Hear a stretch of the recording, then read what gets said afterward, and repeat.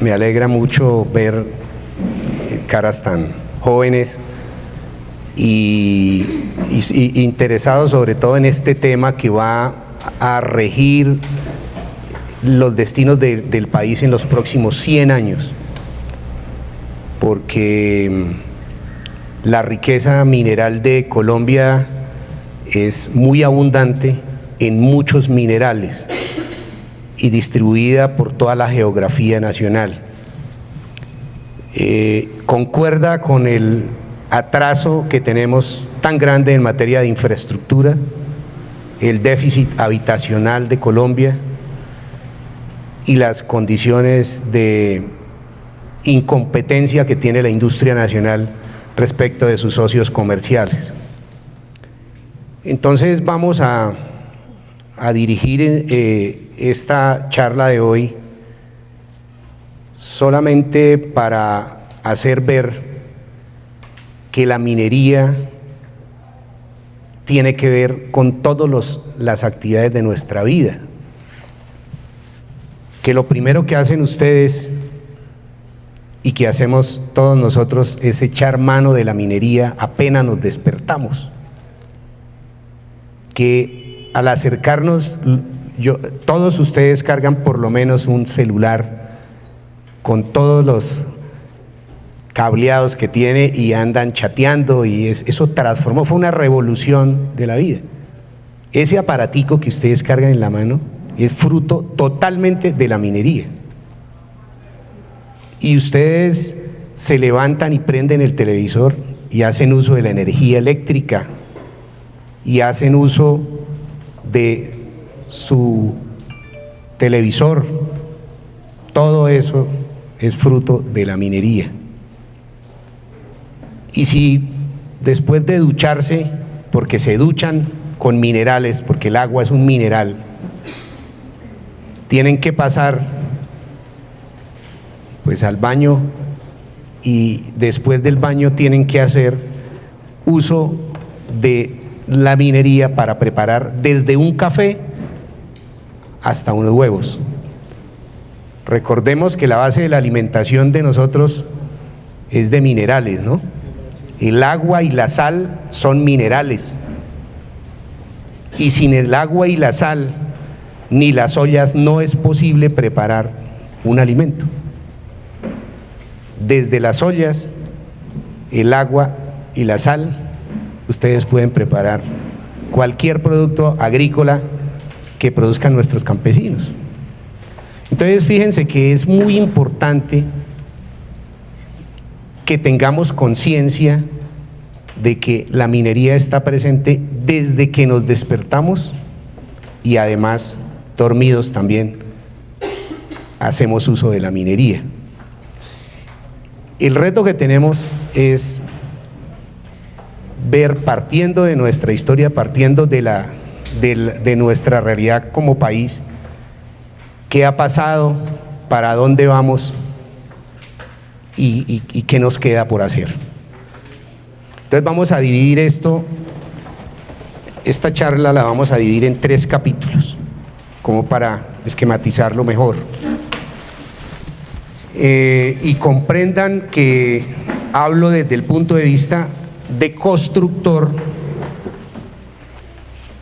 y abogado, porque es que yo soy ingeniero civil hace 25 años, de aquí de la Universidad Nacional, y después del ejercicio de mi profesión en la construcción y en la minería, decidí estudiar Derecho por la ausencia de marco jurídico que hay alrededor de la minería. Entonces decidí estudiar Derecho. Pero debí estudiar Derecho antes de haber hecho la especialización en gerencia de proyectos en ingeniería, porque es que un gerente de proyectos en ingeniería sin saber de Derecho, pues no cabe. Pues si no tenemos conocimiento de la norma, no es posible hacer una buena gerencia, ¿sí? Por lo tanto, yo quiero que empecemos a analizar cómo ha sido la evolución de la minería, cómo ha sido la evolución de la minería en América Latina y pues en toda la humanidad, ¿no? Partamos de que cada uno de los indígenas desde tiempos coloniales se inventó, desde que la vida humana es sedimentaria, hay necesidad de hacer viviendas, y cuando se decide hacer viviendas se hace uso de la minería. Entonces se echa mano de la arcilla, se echa mano de un barranco, de un minero tradicional que en los sitios más alejados de cualquier vereda del país encontró fuentes de materiales para hacer ladrillos, para conseguir arenas, conseguir recebos y hacer sus viviendas, dignificar un poco la vida humana. Eso ha sido como nació la minería, por la necesidad de mejorar las condiciones de vida. Y vemos cómo se empiezan a armar los núcleos sociales y empiezan a construirse asentamientos humanos alrededor del agua, que es un mineral, ¿sí? Bogotá, por ejemplo, se empezó a construir por un señor en donde había un barranco y ahí había arenas y había recebos y habían arcillas, y se empezó a construir Bogotá, a crecer alrededor del Chorro de Quevedo, porque había agua. Entonces se empieza a densificar y se empiezan a armar centros urbanos. Pero el que no quiere vivir en un centro urbano, en la vereda más alejada del país, tiene que echar mano de un barranco en donde encuentra materiales de construcción para hacer su vivienda, y tiene que estar cerca del agua, ¿sí? En Colombia ha venido evolucionando, se han densificado los pueblos y ha empezado a haber un auge de la minería. Lamentablemente aparecen unos intereses extranjeros que han regido la vida de nosotros. Nadie entiende, por ejemplo, por qué nosotros los colombianos, en un país que tiene 2 océanos y adicionalmente tenemos 5 vecinos continentales, solamente tenemos comunicación terrestre con 2. Es algo extraño, ¿verdad? Únicamente tenemos comunicación terrestre con Venezuela y con el Ecuador. Y hace poquito un presidente que parecía como del África quería que nos matáramos con esos 2 vecinos, para inventarse una guerra con ellos 2. Pero no ha sido posible comunicarnos con Centroamérica por vía terrestre, ni con Brasil, ni con Perú. Y tenemos esa grave situación. Acordémonos cómo después de vivir, pues claro que ustedes están muy jóvenes en la gran mayoría, pero después de vivir un periodo en donde habían ciertas garantías y políticas públicas de promoción y fomento del agro, se eliminan esas políticas públicas de protección del agro y entramos en un periodo de terror, que es un periodo fruto de una política nefasta de terror y desplazamiento de las áreas rurales y de los pequeños pueblos. Ustedes ven cómo durante el gobierno de Pastrana se retiró la fuerza pública de las áreas rurales y se sembró el terror en los pueblos y veredas, causando desplazamientos que superaron el 65%, para densificar los núcleos urbanos y desalojar a los campesinos del suelo rural, aumentar los cinturones de miseria en las ciudades, y empezaron a regalar casas en las ciudades, sin empleo, sin condiciones de vida digna. Entonces viene después de ese, en donde dejaron a merced de todos los grupos armados guerrilla, paramilitares, todas las formas de violencia dejaron a la población civil, el Estado colombiano dejó a la población civil a merced de esos grupos armados, causando esos desplazamientos. Se está consiguiendo el objetivo de usurparle el suelo, las áreas productivas de alimento. Y entonces, ¿qué falta? Titular el subsuelo. Entonces vemos como de los gobiernos que venían titulando áreas, subsuelo, en el gobierno de Pastrana 180 títulos, en el gobierno de Samper algo así como casi 190 títulos, encontramos el gran colombiano Álvaro Uribe Vélez, tituló 5.900 títulos del subsuelo. Y empieza con esa titulación y empezamos a ver nosotros una transformación en la inversión extranjera directa, que pasó de 463 millones de dólares por año en el gobierno de Pastrana y fue incrementando abruptamente la inversión extranjera directa. Cuando terminó el gobierno Uribe estábamos en 17.500 millones de dólares por año, el 86% en minería, en el subsuelo. Ya tenemos dos factores: la usurpación del suelo para producir alimentos y la usurpación del subsuelo. Ahora, ¿qué falta? Hay que atacar a los que aguantan, los que se quedaron en las áreas rurales. ¿Y cómo se hace? Criminalizando la minería tradicional, la pequeña y mediana minería nacional. Entonces se criminaliza la minería nacional. Y ahí tenemos que hacer una pausa, ¿no? Porque ¿qué es un crimen? ¿O cómo se arma la política criminal de un país? ¿Y para qué se arma la política criminal de un país? Entonces, la política criminal de un país se arma para proteger dos derechos: los individuales y los colectivos, ¿cierto? Para eso, así se tipifica un delito. Cuando se vulnera un derecho individual, entonces entra y se tipifica un delito, y la persona que vulnera ese derecho pues es condenado, sometido a un juicio de carácter penal, como fruto de la política criminal de un país.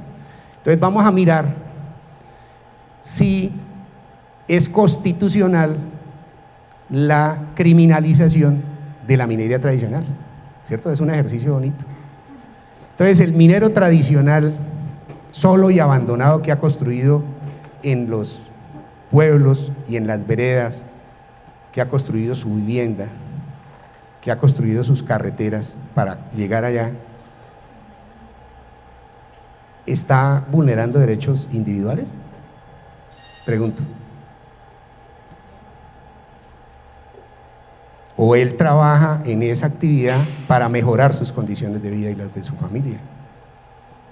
Él ejerce su minería para poder tener un empleo y para brindar unas condiciones de mejor vida para su familia.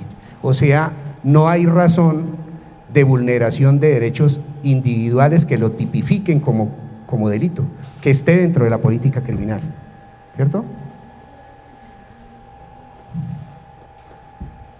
Ahora pasemos a ver si se vulnera algún derecho colectivo. Y decimos, claro, la minería vulnera un derecho colectivo, porque es que el derecho colectivo a proteger es el derecho a tener un medio ambiente sano, ¿cierto? A que no se afecte gravemente el medio ambiente, ¿sí? Pero el objetivo de mirar, del análisis, de mirar si es de la política criminal, eso es el ejercicio que estamos haciendo. Cuando una actividad humana como la ganadería, que es la actividad humana más depredadora, la ganadería, o sea, tumbar una hectárea de bosque para alimentar una vaca, pues es una desproporción. Y esa es la actividad humana más agresiva contra el medio ambiente, ¿cierto? Y entonces miramos a ver si la industrialización de la agricultura vulnera gravemente el medio ambiente, con la utilización de abonos químicos, venenos, la gran cantidad de agua está afectando gravemente el medio ambiente, ¿verdad? Porque es muy grande. O sea, un regadío de una hectárea de arroz requiere aproximadamente 6 litros por segundo. Y un proyecto minero de una inversión de $1 millón requiere 1 litro por segundo de agua. ¿Sí ven las desproporciones que hay? Pero entonces el análisis no es ese, el análisis es cómo se puede tipificar como crimen la actividad y si se cumple con el objetivo de la política criminal, ¿verdad? Entonces vamos a mirar si es un asunto de política criminal o es un asunto netamente económico. Porque es, si yo como minero tradicional soy criminalizado y se me imputan cargos porque vulnero un derecho colectivo, ¿qué pasa con los grandes frentes mineros? La desproporción es absoluta. Y fíjense que la ilegalidad de la minería se basa en que el ejercicio de la minería se haga con título minero o sin título minero. Esa es la cuestión. Entonces, ¿qué es el título minero? Pues el título minero es un contrato entre el Estado colombiano y un particular para que en un área determinada hagan exploración, explotación y comercialización de minerales. A cambio, primero, de un canon de arrendamiento superficiario y segundo, a cambio de una plata que le paga por tonelada o por metro cúbico, ¿cierto? Esa es la razón de ser de un contrato de explotación minera. Entonces lo que vemos es que las grandes multinacionales vulneran gravemente en mucha medida ese derecho que es colectivo, pero fíjense que no es catalogado como un delito. ¿Sí se dan cuenta? Entonces ahí la conclusión es que la criminalización de la minería no va encaminada a proteger un derecho, sino obedece a cuestiones netamente económicas. Y a mí me sirve más como Estado que venga una multinacional y haga una inversión de $100 millones para que me rente con permiso para vulnerar ese derecho colectivo. Entonces, por eso es que la criminalización de la minería tradicional, pequeña y mediana, nacional, es anticonstitucional. No hay elemento constitucional para tipificarlo como un delito, ¿sí? Pero entonces, como el objetivo es usurpar el subsuelo para el derecho de los nacionales colombianos que hacen pequeña y mediana minería, entonces se le echa mano a la decisión 774 de la Comunidad Andina de Naciones, que entra por encima de la Constitución Nacional y no tiene control constitucional, porque es fruto de un tratado internacional. Y ese entra y entonces autoriza al gobierno colombiano a destruir sin el debido proceso maquinaria, vulnerando todo el debido proceso. Entonces, la conclusión es que declarar ilegal la vulneración de un derecho colectivo no obedece a la protección de una política criminal, sino a intereses puramente económicos. Es como si alguien a cambio de dinero pudiera abusar de menores, ¿cierto? O pudiera asesinar, porque también es un derecho protegido, por la Constitución. Y aquí se le concede a unas personas que a cambio de dinero vulneren esos derechos. Entonces no hay razón para criminalizar la minería tradicional.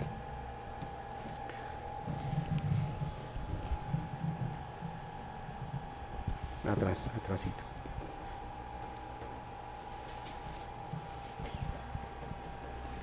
En ese afán de estimular la inversión extranjera y de permitir la vulneración, se cometen grandes errores en el gobierno Uribe. Entonces se titulan zonas de páramo, se titulan áreas de reserva especial. Adicionalmente, la titulación de áreas de influencia de mineros tradicionales. Y ahí hay que detenernos un poquito, porque es que resulta que la tradicionalidad es un derecho, ¿cierto? Es un derecho real. Y el derecho real es porque cuando usted está en una finca más de 5 años, pues simplemente si hace el ejercicio pacíficamente, pues se le concede el derecho. Un juez de la República le dice: usted ya cambia de condición y ya no es poseedor, sino es propietario. Pero resulta que aquí, con el Código Minero y el afán de quitarle ese derecho a los colombianos pequeños, pues no se reconoce ese derecho, que es un derecho real. Y ese es el alegato de los mineros tradicionales en Colombia, que estando ahí perfectamente delimitados, se levantaron esas áreas de reserva especial y se les superpuso un título de una multinacional o un grupo fuerte económicamente, causando un grave problema de índole social. Y entonces tenemos en Boyacá, primordialmente, pues lo conozco de primera mano, porque, por ejemplo, en occidente de Boyacá, todo el mundo dice: la zona esmeraldífera es la zona más violenta de Colombia. No pudo ni la guerrilla, ni pudieron los paras, ni pudo Pablo Escobar, ni pudo Rodríguez Gacha entrar a esa zona, porque la gente se acostumbró a matar y a vivir por un conflicto creado por la autoridad minera. ¿Qué hizo?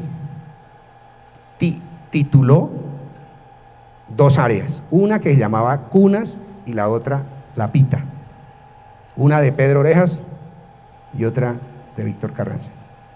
Cuando se fue al campo a localizarlas, a materializarlas, quedaron superpuestas, quedaron pasadas.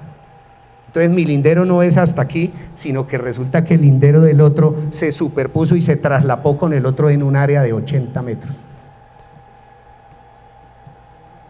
Esos son 2 contratos superpuestos, superposición de títulos, y lleva 3.500 muertos, mal contados, a pura bala, por un conflicto creado por la autoridad minera, por el gobierno nacional, y no ha querido resolver ese problema como autoridad. Está creando una especie de aureola a un ala de violencia bastante fuerte en Colombia. Ese mismo escenario se ve en las zonas productoras de esmeralda del Valle de Tensa también, en donde tranquilamente se superponen 3 o 4 títulos. Entonces el gobierno, a través de esos contratos que se llaman títulos mineros, está creando un conflicto muy grave para la sociedad colombiana y no lo ha querido resolver. Es más, no hay en el Código Minero un reconocimiento de un mecanismo de resolución de conflictos como lo hay en cualquier escenario de la vida nacional. O sea, aquí sí tenemos un problema por una afectación de índole civil, pues simplemente se va a los centros de conciliación, a las cámaras de comercio, se va a un centro de conciliación de las universidades o a una personería y se hace un acta de resolución de conflictos. En minería no opera, tan raro, ¿no? En minería no es válido el mecanismo de resolución de conflictos. No es posible. Hasta ahora lo que lo que se ha venido alegando es que esos conflictos se puedan resolver como se resuelven todos los otros conflictos en cualquier escenario de la vida nacional, pero no ha sido posible. Entonces vemos como la política minera es una cosa que como que se deja un escenario propicio para que haya lavado de activos, para que haya usurpación de derechos, para que exactamente lo que hicieron los italianos con las mafias sicilianas, que le dijeron: vea, ustedes se van a encargar de la basura porque ustedes son basura. Y ustedes saben que el gobierno italiano y algunos estados de los Estados Unidos dejó el manejo de las basuras a los criminales. ¿No se les parece eso a un comportamiento de un presidente de hace poquito? De las basuras, como muy parecido, ¿no? Así está pasando con la minería. Entonces se vulneran todas las cosas y se quedó así. Esa es la política que tenemos hoy.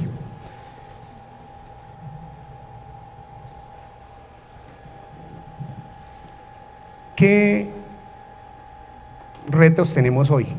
Es la otra pregunta. O sea, ya hemos analizado los problemas jurídicos que hay. ¿Hay alguna pregunta con respecto a este primer capítulo?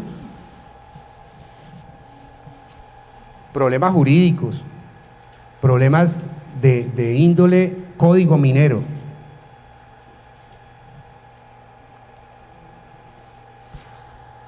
Tengo entendido que parte del problema de superposición de tierras es que no se conoce, el gobierno nacional no conoce bien qué tierras sirven y qué tierras no le sirven mucho. Es un punto de discusión en La Habana sobre cómo se asigna la tierra a las personas, a los campesinos, y no que, digamos, concentrada la tierra en pocas manos. Porque usted también mencionó a Víctor Carranza, si no estoy mal, pues tengo conocimiento que él tiene muchas hectáreas de tierra y esas no se reparten, y lo que hace el gobierno es asegurar que él tenga ese poder o sea, cualquiera que tenga un título de tierra, pues lo que hace el gobierno es asegurar que tenga pues poder en esa tierra que tiene. El problema que veía con los campesinos es que no tienen forma de asegurar su tierra porque no tienen una forma económica de asegurar su propiedad privada. Bueno, mire, hay que separar el derecho del suelo al del subsuelo, pero realmente es igual. Entonces ellos dicen, el derecho sobre la utilización del suelo, pues se delimita con linderos, ¿no? Con cercas, con mojones, y dice usted va de aquí a aquí. Eso es una cosa. Y cuando hay un problema de linderos entre dos fincas que no se sabe, pues uno acude a las buenas, va a un centro de conciliación y dice: por aquí va usted y hasta aquí voy yo, y saneado, ¿verdad?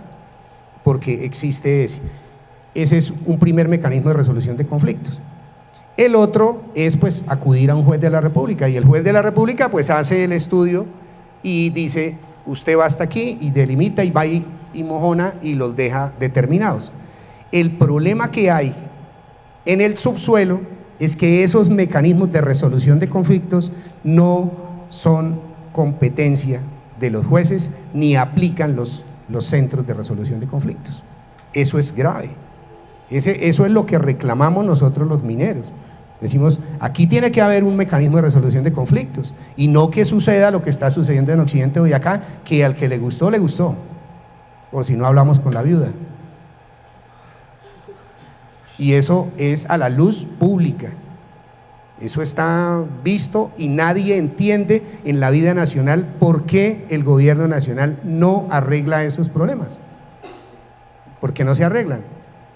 Y surge entonces Víctor Carranza como una persona muy brillante, porque en esa superposición de títulos se habla de una guerra que causó mucho inconveniente, y él le dice al otro, le dice: venga hermano, no hagamos esto. Si nosotros tenemos un área común en donde no está definido si es suyo o es mío, sencillamente usted opere donde no hay problema y yo opero de aquí para acá. Y esto de aquí que está superpuesto, hagamos un consorcio, y nace el famoso consorcio. ¿Sí ven? Pero es un contrato de consorcio. No lo ha resuelto ni la autoridad minera ni los jueces de la República. Es Víctor Carranza el que resuelve eso. Y dice, como yo le tengo desconfianza a usted y usted me tiene desconfianza a mí, entonces en esta área que es común, pues ni usted lo opera ni yo lo opero, pero lo va a operar un tercero. Y usted le pone un fusil en la oreja izquierda y yo se la pongo en la derecha. Y así funciona. Ese es el famoso problema de Occidente, de Boyacá. Y no ha sido posible. Y ustedes pregúntenle a un ministro de Minas o un viceministro de Minas de Colombia, ¿por qué no se ha resuelto ese problema? A pesar de todo, pues porque no quieren. ¿Sí? El problema del código minero. ¿Alguna otra pregunta sobre este tema?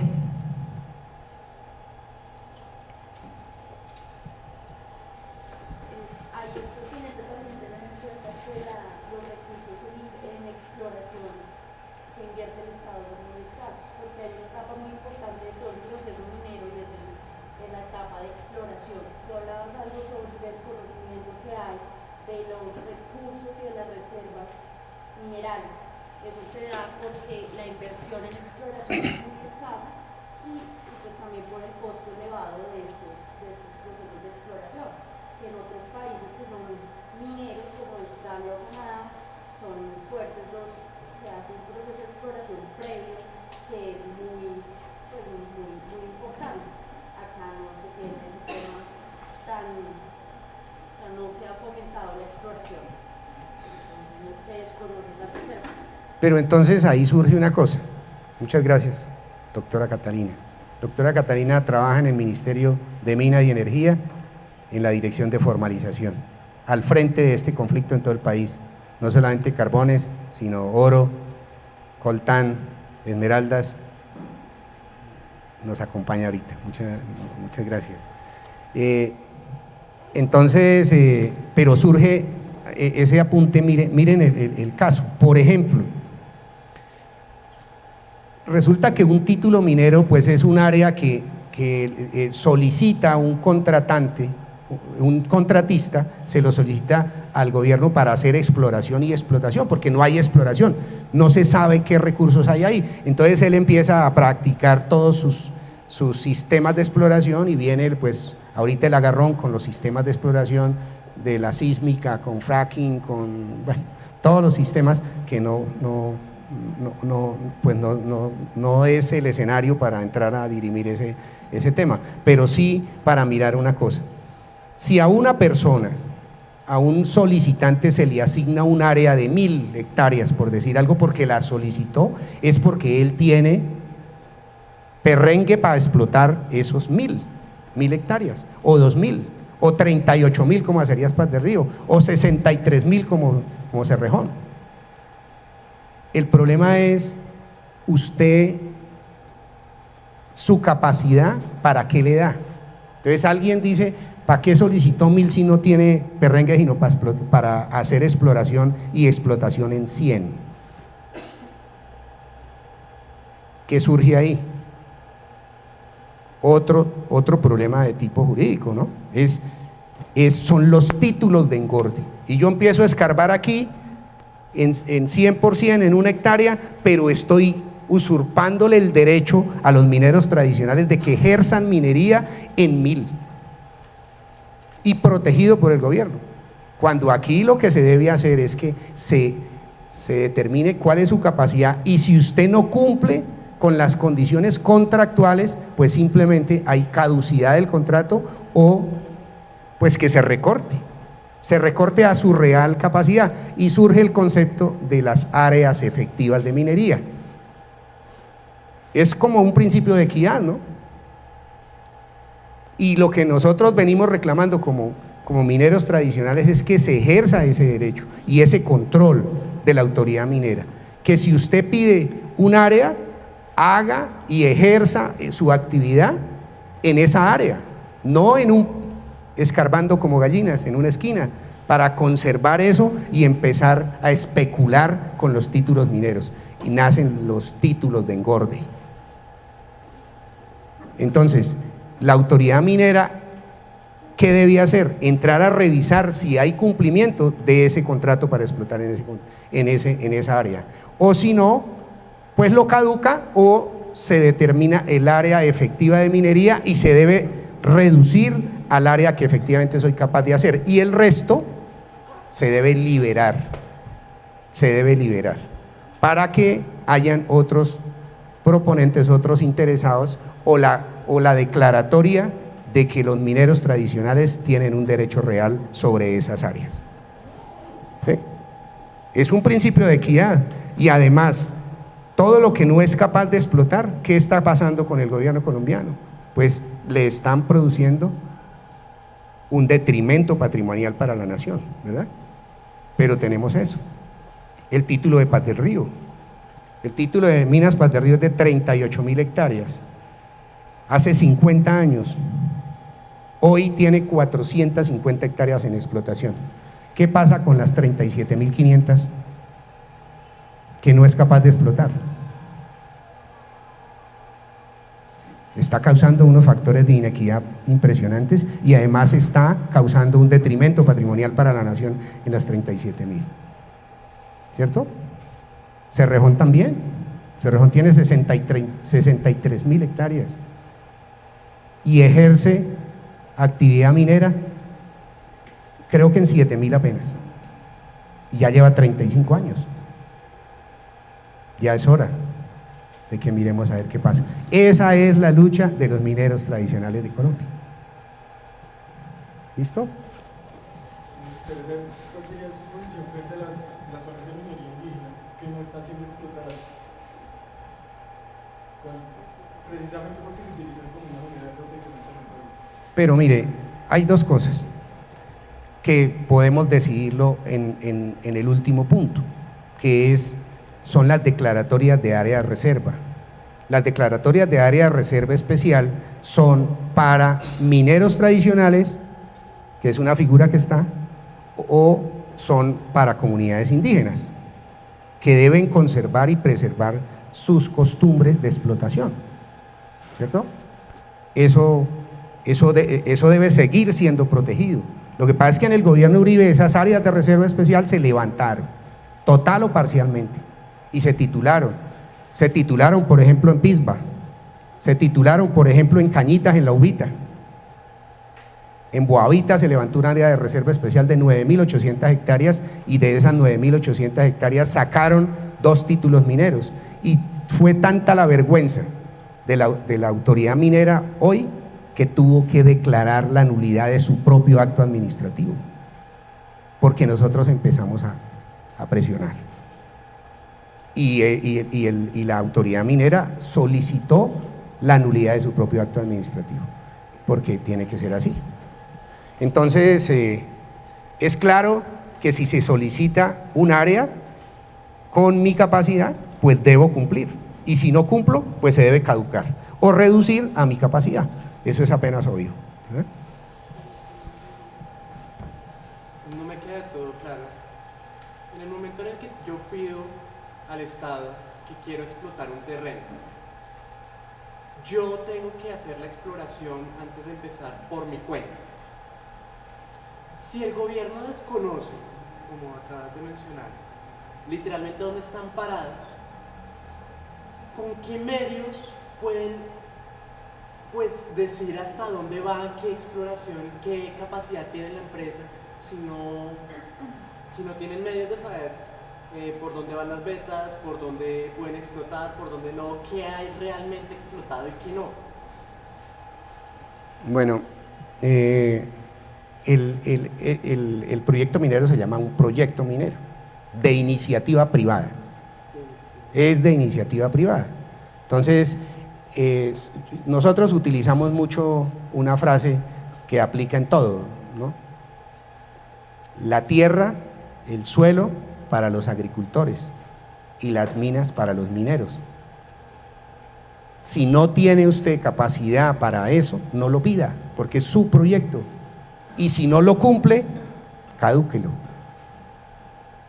o recórtelo a su real capacidad, pero después de hacer una exploración, porque hay 3 años en donde usted empieza a hacer sondeos y determinar qué áreas son. El problema es que aquí quedan bloqueadas. Si usted pidió 1000 hectáreas y resulta que después de pasados los 3 años encontró que es factible su proyecto minero apenas en 200 hectáreas, ¿por qué no libera el resto? Eso es lo que nosotros reclamamos, porque es apenas obvio, ¿verdad? La empresa tiene que presentar un programa de trabajos y obras y un plan de manejo ambiental a la autoridad minera, que es la Agencia Nacional de Minería, que es la que hace todo el proceso de administración del subsuelo, porque hay que partir que el subsuelo es propiedad del Estado. Entonces, cuando tú tienes una iniciativa y quieres empezar un proyecto minero, debes pasar una solicitud a la Agencia Nacional de Minería y presentar todo un programa de trabajos y obras, un plan de manejo ambiental. Partiendo de estos dos, pues del PTO y del PMA, es que la agencia determina si es factible que la empresa empiece ese proyecto y empiece su exploración o no. Entonces, primero se tiene que partir de esas dos cosas.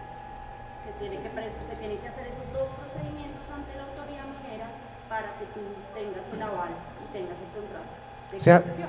O sea, vencido el plazo de exploración, se debe delimitar nuevamente el área a la real capacidad, al potencial, o a su viabilidad económica, o si no, liberar. Pero ahí surge otra pregunta, porque es que los titulares mineros están diciéndole al gobierno nacional que es que el minero tradicional les roba sus minerales. Ese carbón es mío, esas esmeraldas son mías, pero resulta que ¿qué pasa si yo tengo 1000 y estoy explotando únicamente en 100? Ahí es el inicio de la cuestión. Acordémonos que el título minero es un contrato para explotar y comercializar el mineral, pero si no lo estoy haciendo y el minero tradicional lo hace en un área que no está siendo intervenida por el titular minero, ¿ese mineral de quién es? Pregunta. Del Estado, y el Estado somos todos. Y resulta que en donde no explotó el titular minero, ¿quién explota? Pues el minero tradicional, porque es que a pequeñas escalas ese mineral sí suple mis necesidades. Acordémonos que el minero tradicional tiene unas metas muy corticas de suplir sus necesidades. O sea, no puedo comparar a doña Pepa en Cusagüí, que hace minería, con Drummond, ¿verdad? No lo podemos, son objetivos completamente diferentes. Doña Pepa hace una minería artesanal para suplir sus necesidades y resulta que Drummond hace una actividad industrial que es completamente diferente. Bueno, pasemos al otro.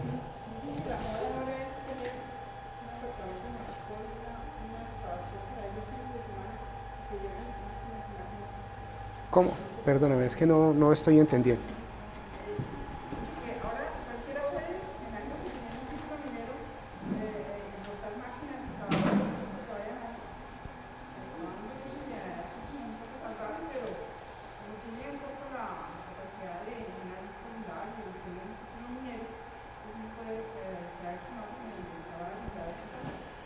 Pero eso no es lo grave. ¿Sabe qué es lo grave? Mira, ¿sabe qué es lo grave de la política pública minera nacional? Que el solicitante no necesita conocer el área. O sea, aquí hay títulos mineros que se han solicitado y se han bloqueado las áreas desde Tokio, desde Londres, desde Nueva York. No se requiere venir a conocer el área. Eso es lo grave aquí, porque eso se hace por internet y se bloquean. Y ese ha sido un foco de corrupción terrible dentro de las autoridades mineras, porque allá están, mire, esta área está libre, solicítela, y están pagados precisamente por multinacionales que están campaneando qué áreas están libres para echarle mano, inclusive al frente de los edificios de autoridad minera se tenían las solicitudes de de áreas y bloqueo de áreas. Ese es el gran problema, ¿sí? Pero el componente de cómo hago explotación y cómo hago exploración es otro capítulo. Bueno, hasta ahora vamos en los problemas jurídicos generados por la minería. Pero los problemas que se vienen sobre el minero tradicional no son solamente respecto al título.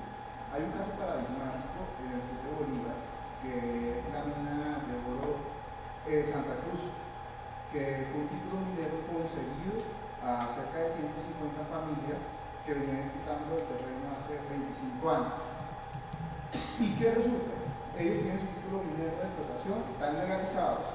Sin embargo, los intereses de multinacionales como la ASMU están allí, a tal punto que ellos cofinanciaron una investigación de la Universidad de Cartagena a efectos de los resultados, era decir, que en la comunidad hay unos altos índices de mercurio, lo cual hace necesario que esas 150 familias y más, porque han llegado también una serie de mineros y han montado su socavón y allí siguen, están explotando, deban salir de la zona, además de la sinuosidad del terreno y de la posibilidad de ruido.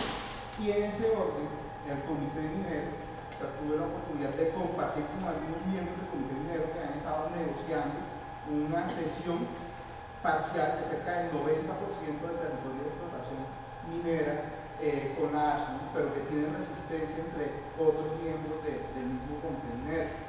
Es decir, los riesgos que se lleguen aún dentro del margen de la legalidad de obtener un título minero para el minero tradicional no son pocos, porque cuando hay interés de multinacionales de por medio, se buscan las estrategias, como el caso del proyecto de investigación de la Universidad de Cartagena, que fue cofinanciado por la ASMU.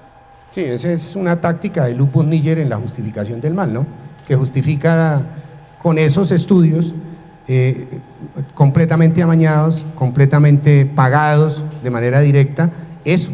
Entonces lo justifican para usurpar o lo utilizan para aceptar la vulneración de ese derecho que venimos diciendo. Ese caso del sur de Bolívar, en San Pablo, es menos grave que el de la mina de oro de Segovia, Antioquia, en donde los ingleses se cansaron, literalmente se cansaron de sacar oro, se cansaron y llegaron al final y le dijeron a los mineros: nosotros nos cansamos, nosotros nos vamos, pero en compensación a ustedes que han estado trabajando acá les vamos a donar el título. Les vamos a entregar el título y ustedes quedan trabajando con todas las instalaciones, eso se lo regalamos. ¿Qué pasó ahí? Ya sabe, ¿no? Usted lo ha estudiado. ¿Qué pasó en Segovia con ese título? Igual. Dijo Álvaro Uribe Vélez: no, señor, ese título minero decido yo, porque yo soy. A ustedes, los titulares mineros, les cedieron el título, pero aquí no vale, yo decido. ¿Sí ven todas las violaciones que hay acerca también de eso? Y además de cómo se tipifica la criminalidad de la actividad. Eso es lo que acabamos de hacer.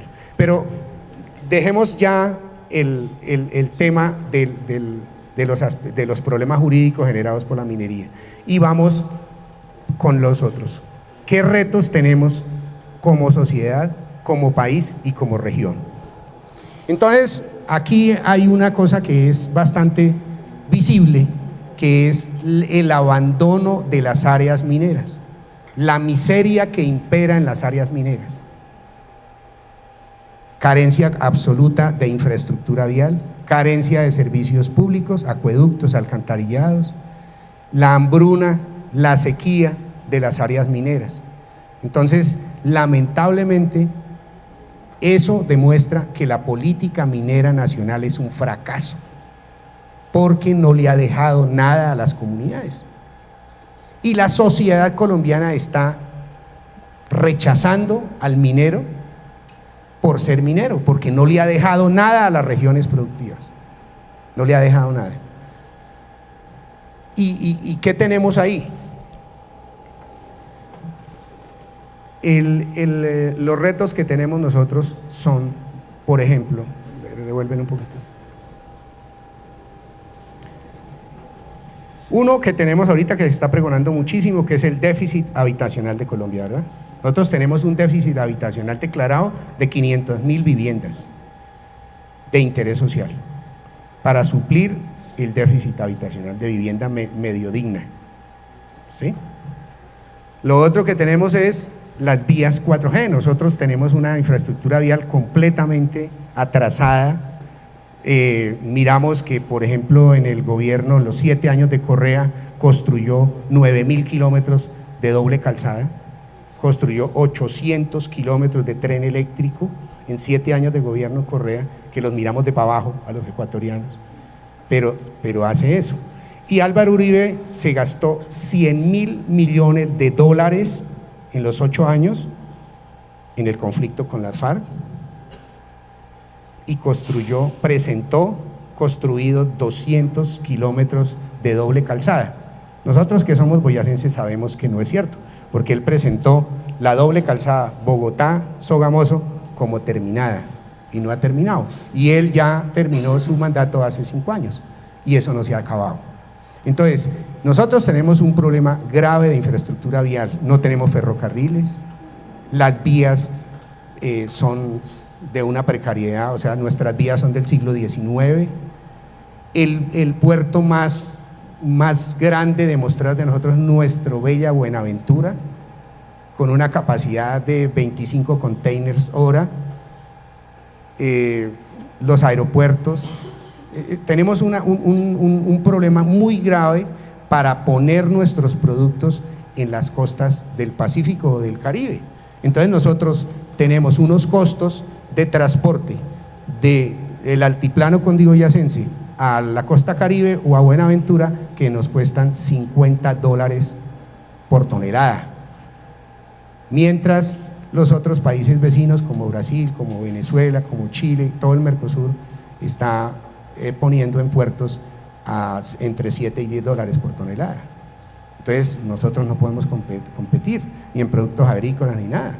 O sea, nadie entiende cómo aquí en Bogotá, con unos consumidores que suman los 9 millones de habitantes, por el costo de transporte y por los insumos agrícolas, quiebra un arrocero en el Espinal, que está a 100 kilómetros, porque los costos no dan. Y es más fácil, más barato en venta quemada consumir productos agrícolas del Ecuador que los que producimos en el mismo venta quemada. Entonces esos retos los tenemos. ¿Qué hacemos? Lo otro que estamos aquí en Bogotá hablando también en Bogotá es que tenemos un problema de movilidad terrible y la discusión sobre la construcción del metro ya no se puede seguir con esa discusión, ya tenemos que construirlo, pero eso nos hace pensar que ese es un reto. La malla vial de Bogotá es un desastre completo. Entonces, déficit habitacional, las vías 4G, el metro de Bogotá, la malla vial de Bogotá. Vamos a detenernos un poquito, por ejemplo, en qué implica resolver el problema de las 500.000 viviendas. Entonces, 500.000 viviendas consumen, además de arcillas y arenas, consumen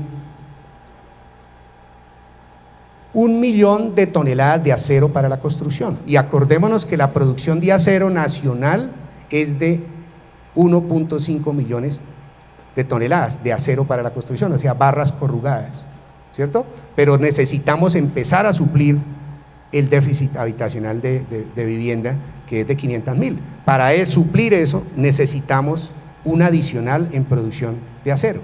Y esa producción de acero del 1 millón de toneladas de barras corrugadas, necesitamos para eso 2 millones de toneladas de mineral de hierro. Y adicionalmente 1 millón de toneladas de coque. Pero como el coque es manufacturado, vámonos para allá. ¿Cuánto carbón metalúrgico necesitamos? Y entonces, para producir 1 millón de toneladas de coque, necesitamos 1.7 millones de metros cúbicos banco de carbón metalúrgico, ¿cierto? Y entonces en el solo proceso extractivo, ese 1.7 millones de metros cúbicos banco requieren 5.2 millones de jornales de trabajo en el solo proceso extractivo, como se está haciendo. Entonces, tenemos un grave problema, ¿sí? Pongámoslo ahí. También se determinó que para la construcción de las vías 4G necesitamos 700 millones de metros cúbicos de materiales de construcción. Eso lo necesitamos, ¿verdad? Y tenemos que construir otros puertos, porque resulta que también se firmó un tratado con México, con Chile, de la Alianza del Pacífico, y resulta que Chile tiene 28 puertos sobre el Pacífico de 75 containers hora, para competir nosotros con el de Buenaventura, que tiene 25 containers hora, y con México. Entonces, miremos a ver, esos análisis tenemos que hacerlos. ¿Qué hacer? Ese es el reto, ¿qué hacer? Entonces, primero que todo es, pues definitivamente no hacemos minería. No hacemos minería. Y es un grave problema para Boyacá, por ejemplo, el territorio donde yo me muevo, porque es que nuestro segundo renglón económico es la minería, y nosotros tenemos 4 siderúrgicas en el departamento de Boyacá. Producimos el 60% del acero que se consume en el país, y tenemos 4 cementeras. Alrededor de eso se mueve la economía del departamento de Boyacá. Bueno, entonces, ¿qué vamos a hacer? Pues no hacemos minería, y entonces, bienvenidos los TLC. Tenemos que decir, no vamos a hacer minería, y tomar la decisión que se celebró tanto en Bogotá, de decir, en Bogotá no se va a hacer minería. Pero resulta que tenemos esos retos. ¿De dónde vamos a sacar los materiales de construcción para cumplir con esos retos? Metro de Bogotá, malla vial, déficit habitacional, ¿de dónde los vamos a sacar? No vamos a hacer minería, entonces vamos a importar. Bienvenidos los tratados de libre comercio, y traigamos de China y traigamos de México, porque es más barato hoy el acero de China y de México en Sogamoso que el que se produce a 1 kilómetro. Y nosotros tenemos que renunciar a los 5.2 millones de jornales en el proceso extractivo, ¿cierto? Tenemos que hacerlo. Los agregados para las vías 4G, los 700 millones de metros cúbicos de materiales de construcción, ¿de dónde los vamos a sacar? No vamos a hacer minería, pero los vamos a traer, tenemos que traerlos. O sea, hacer como Bogotá, ¿no? No hay minería en el distrito capital, pero yo necesito resolver mis falencias que tengo, y voy a depredar otros ecosistemas. Yo no hago en Bogotá, pero entonces me voy para el Guamo, me voy para Guarinocito, me voy para eso, y traigo todos los materiales de construcción de allá para suplir una necesidad de aquí. Esa es una decisión que tenemos que hacer, que tenemos que tomar. La otra… Perdóname.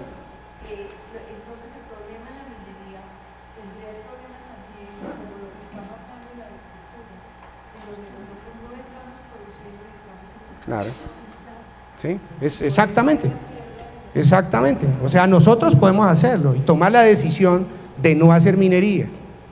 Estamos en el escenario de no hacer minería, ¿sí? Porque hay 2 escenarios, y uno es no hacer minería y traer todo. Lo grave es que con qué lo compramos, porque nos toca comprarlo, pero si no producimos, no hay dinámica económica, pues ¿de dónde lo producimos? Entonces, esa es una decisión que tenemos que hacer. Y la otra es que no se nos olvide que sin minería nosotros tenemos el grave problema de que Colombia es institucionalmente contaminante. O sea, aquí la costumbre es que las grandes ciudades, nuestros desechos hacemos vertimientos directos a los ríos más cercanos. Entonces tenemos el ejemplo del río Bogotá, que es una vergüenza. Yo no sé a quién no le da pena con eso. Sin ser mineros, nosotros estamos haciendo vertimientos directos al río Bogotá. Medellín igual, Cali igual, y todos los pueblos del país hacen vertimientos directos con la quebrada y ría más cercana, sin tratamiento, y la disposición de los desechos sólidos. Pero en este momento yo no creo que haya en el país el 10% de los municipios que traten sus aguas domésticas, y mucho menos las industriales. Pero nuestro vivir es que nosotros sin minería estamos haciendo vertimientos directos a las fuentes y estamos contaminando el aire. Ese es un ejercicio que hay que hacer. Bueno, el otro escenario es regulemos la minería.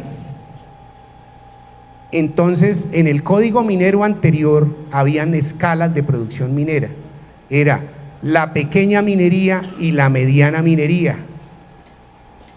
Resulta que con la reforma al código minero se dejó todo minería y títulos mineros. Antes había gradualizada, parece que fuéramos de para atrás, pero habían las licencias, los títulos en virtud de aporte y los títulos mineros. Hoy se suprimió todo eso y hoy solamente hay títulos mineros. O sea, el minero pequeño y mediano nacional tiene el mismo tratamiento de la gran minería de Cerrejón y de Drummond, con la desventaja de las condiciones de infraestructura que lo hacen incompetente. O sea, Cerrejón pone 1 tonelada de carbón en Puerto Bolívar en el buque, un buque que transporta 100.000 toneladas diarias, lo coloca a $0.95 la tonelada, y un carbonero de Duitama coloca 1 tonelada en el puerto del Caribe en $50 la tonelada. No tiene sentido, no hay niveles de competencia, ¿ves? Entonces la clave es regular la minería, gradualizarla, clasificarla. ¿Y qué requiere un pequeño minero? ¿Qué requiere un mediano minero nacional? Porque son los dos escenarios nacionales. En Colombia no hay grandes empresas mineras. Las empresas que hacen el ejercicio de la gran minería en Colombia son extranjeras. Y lamentablemente no sabemos cómo, por lo menos yo que soy defensor de la pequeña y mediana minería, yo no sé cómo un proyecto técnicamente tan bien concebido y un proyecto tan hermoso como el de Cerrejón, a nivel técnico, tenga presentación ante la sociedad colombiana. No lo tiene, porque atraviesa la Guajira por medio de la hambruna y la sequía y toda la deficiencia de materias, y lleva 35 años, entonces es una cosa que no se puede hacer. Entonces lo que tenemos que hacer es regular la minería, determinar dónde se hace minería, y entonces nace el concepto de la ley Humboldt y la línea de páramos, y eso tampoco es cierto, porque es que resulta que se decía de aquí para arriba no se puede hacer minería y de aquí para abajo sí, y resulta que eso no se puede, porque es que de los 2.800 metros para arriba hay áreas susceptibles de minería que no son zonas de recarga de acuíferos, se puede hacer. Y por debajo de la ley Humboldt, de la línea de páramos que está determinada, resulta que también hay humedales y resulta que también hay zonas de recarga de acuíferos. O sea, eso no puede ser así. Tiene que actualizarse esa línea y hay que excluir. Nosotros venimos insistiendo en que esa información tiene que ser local. ¿Qué áreas susceptibles de minería pueden hacerse? Y no trazar una línea y lo que sea aquí para arriba y lo que sea aquí para abajo, porque nos llevamos por delante fuentes, nos llevamos por delante humedales, nos llevamos por delante muchas cosas. Eso no debe ser. Entonces hay que regularla bien, y hay que decir hasta cuándo. O sea, nosotros debemos hacer una minería que le dé oportunidad a los ecosistemas de recuperarse, acelerado con unas medidas de mitigación de impactos ambientales, Y no solamente impactos ambientales, sino sociales y culturales, que también es una cosa muy, muy terrible. La velocidad con que se agrede, eso causa unos impactos no solamente ambientales, sino sociales y culturales en las comunidades. Y tenemos que regularlas, También tenemos que decidir cómo hacer minería, cuáles sistemas de extracción utilizamos. Entonces, las grandes excavadoras, las grandes palas eléctricas, o hacemos hasta qué nivel de minería. La gran minería en muchos países del mundo se prohibió y se dejó el espacio para hacer mediana y pequeña minería, hasta qué niveles de producción, y eso lo determinamos nosotros como sociedad. ¿Cómo mitigamos impactos ambientales, sociales y culturales? Eso tenemos que hacerlo. Ese criterio de la responsabilidad social empresarial es literalmente una mamadera de gallo, porque es que si el Estado le cobra a un particular por hacer esa explotación, ¿en dónde está el dinero que cobra? Y entonces vemos escenarios como que las multinacionales vienen aquí, firman los contratos y se quedan en el papel porque no pagan. Y las zonas mineras están en la completa miseria, el completo abandono. No hay. Y la responsabilidad social empresarial, acuérdense que queda como si quiere o no quiere.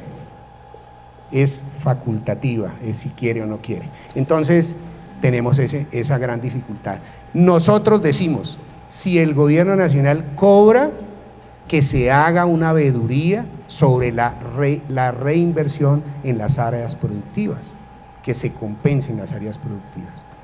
Eso es lo que nosotros decimos, diciendo, pero si no lo hace, como efectivamente no lo ha hecho en los 200 años que llevamos de república, pues entonces que lo hagan los particulares y se crucen cuentas. No es como lo lógico, pero lo que no tiene sentido es que cobre y no invierta en las zonas.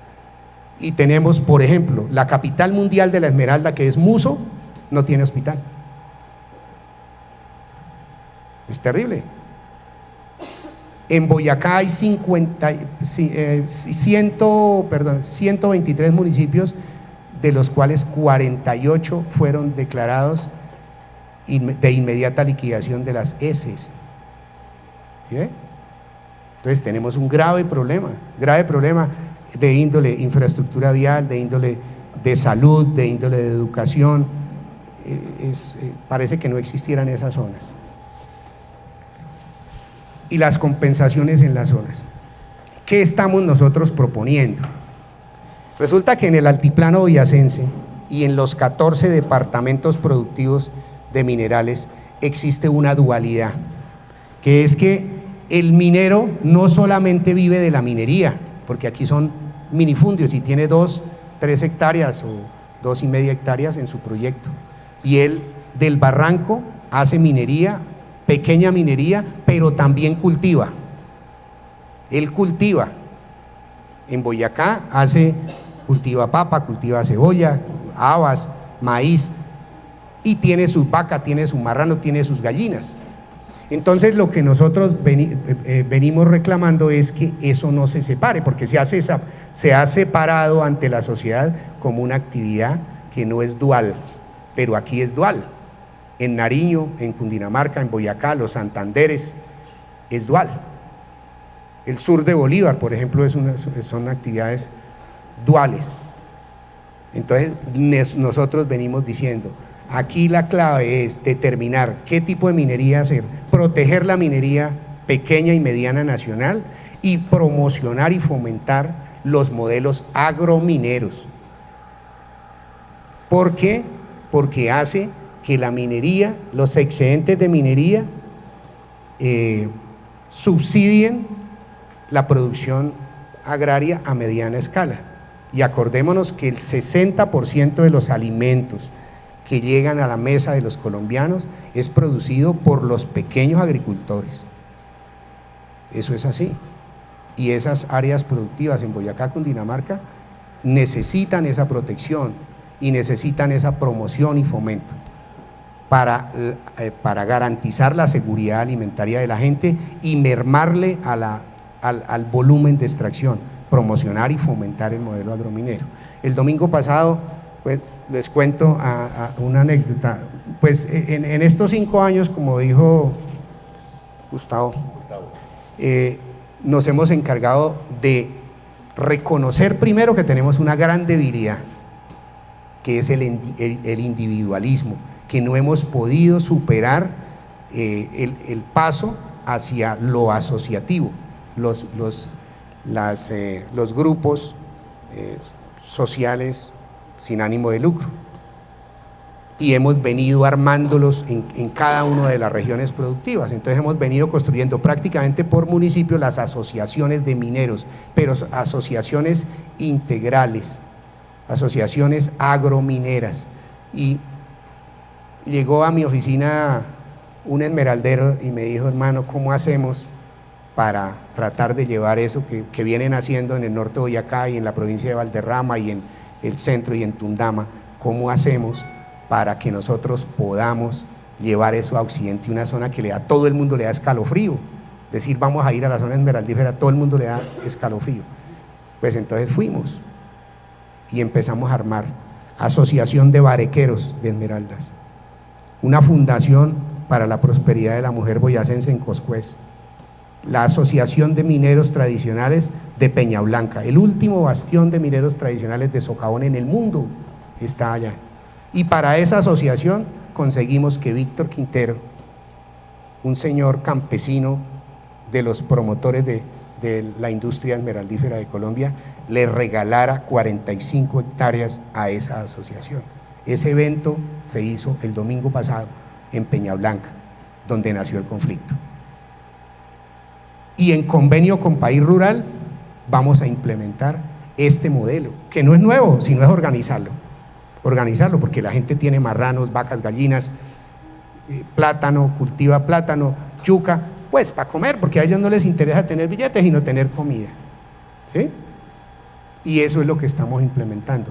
Y le jalonamos y creemos en que el modelo colombiano debe ser de protección de la pequeña y mediana minería nacional a partir de los proyectos agromineros que garanticen la seguridad alimentaria a las comunidades, porque las comunidades no tienen el objeto que tiene Drummond, ellos es suplir sus necesidades. Entonces, como con esa premisa, pues se tiene que proteger. Nosotros no concebimos el departamento de Boyacá sin la industria siderúrgica. Para nosotros ha sido terrible que se hayan despedido casi 10.000 trabajadores en las siderúrgicas. Realmente no concebimos, por ejemplo, el departamento sin la industria cementera, porque es terrible para nosotros. No se puede, no hay, nuestros suelos por debajo del altiplano cundiboyacense no sirven absolutamente para nada. El cañón del Chicamocha es un suelo completamente estéril y allá tenemos riqueza mineral y no concebimos eso así, pero creemos que debe promocionarse el modelo agrominero nacional. Entonces propendemos por eso, por la protección de la industria siderúrgica como generadora de empleo, como dinamizadora de la economía, como lo que ha venido siendo el departamento, obviamente montando sin descuidar esto que ha sido una tradición institucional, que es hacer vertimientos a los ríos, ¿cierto? Porque eso no puede ser. Tunja, Duitama, Sogamoso, Paipa no tienen plantas de tratamiento de aguas residuales, todo al río directamente, y entonces no se le puede decir a Seriaspas de Río. ¿Por qué? Porque pues, ¿para qué? Si no hay autoridad moral para hacer eso. Hay que arrancar desde eso. Lo otro es innegable, o sea, aquí debe participar todo el mundo, la academia, mirando qué modelos hacemos, qué modelos, cómo reglamentamos, cómo es la participación ciudadana al respecto de eso. Mire, las posiciones tangencialmente opuestas no traen absolutamente nada. Nosotros tenemos que liderar el reglamento de nuestro destino y empezar a reconocer que la vida humana es imposible sin la minería. Muchas gracias.